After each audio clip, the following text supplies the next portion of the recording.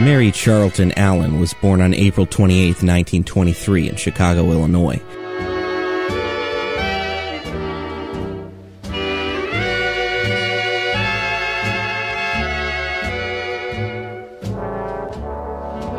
She was the first child of Helen and George Allen. Mary's father, George, worked for an insurance company. Mary's mother, Helen, was very busy with community organizations and activities.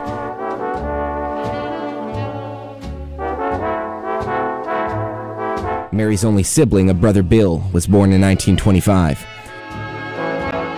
When Mary was 2, the Allens moved to Lakewood, Ohio, a suburb of Cleveland. Her father's work took him out of town frequently. Mary attended Franklin Elementary School, where she had many friends. One of her friends was Judy Rutnick. She didn't notice Judy's brother Ray at the time.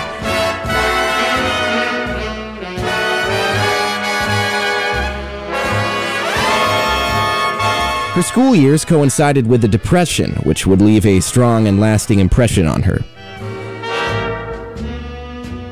For college, Mary traveled 200 miles to attend Ohio University, where she graduated with a degree in education. In college, she took extra courses, which allowed her to graduate early. Early graduation would turn out to be fateful because it allowed her to return home to Lakewood in time to visit Julius Ray Rutnick, a church group friend who was in the hospital. While on a 3-day pass from the Army, Ray broke his leg skiing behind a car. These visits allowed them to spend a lot of time together. In May of 1945, Mary and Ray were engaged. On June 14, 1946, they were married at the Lakewood Presbyterian Church.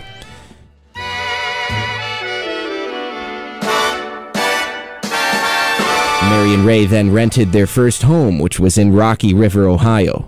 Ray's mother, Florence, helped them find a great location overlooking the Water and Yacht Club.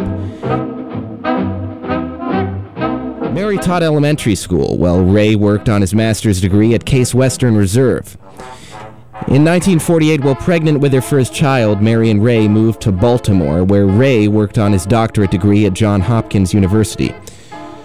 Over the next 6 years, they would have 2 more children and move 2 more times.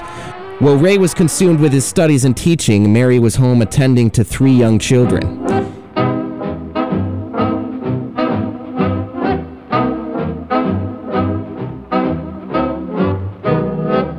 In 1955, Ray's new position doing research at MIT brought them to Bedford, Massachusetts. Their first home in Bedford was a rented house in Bedford Gardens on Genetti Street, where their 4th child was born. In Bedford Gardens, they developed many memories and friendships that would last a lifetime.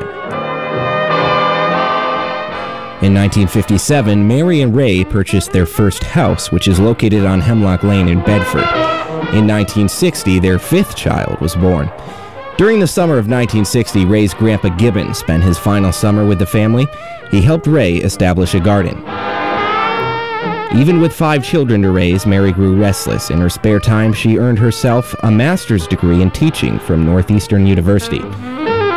She went on to tutor students who needed extra help in reading at John Glenn Junior High School in Bedford. She made a difference in the lives of so many students. She learned this many years later when the mother of a former student approached her and said that her assistance helped her son turn his life around. In 1981, she took on a new role as Assistant Activities Director at Carlton Willard Village.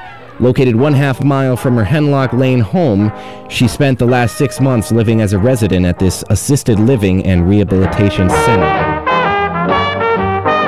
Mary had many very close friends with whom she did many different activities. There are too many to count or name, but one such activity was the Puppets group. For over 40 years, she and the other women in this group made puppets so that sick children at Emerson Hospital would have something to enjoy. Her church, this church, was also very important to her.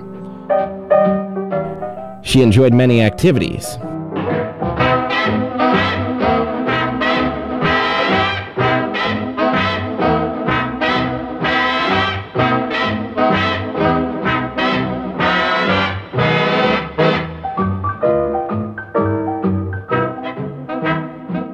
And was always a good sport.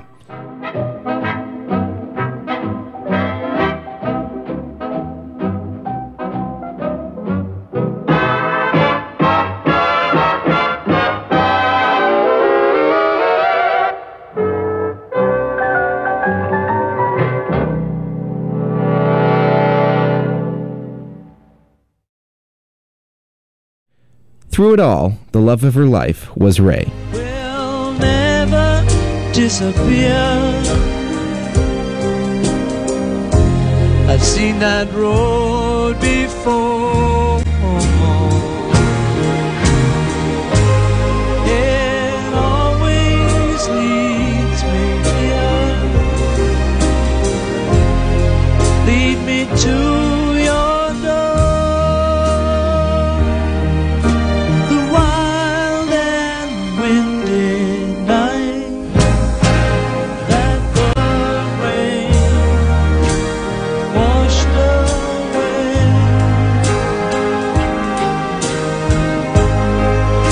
has left a pool of tears,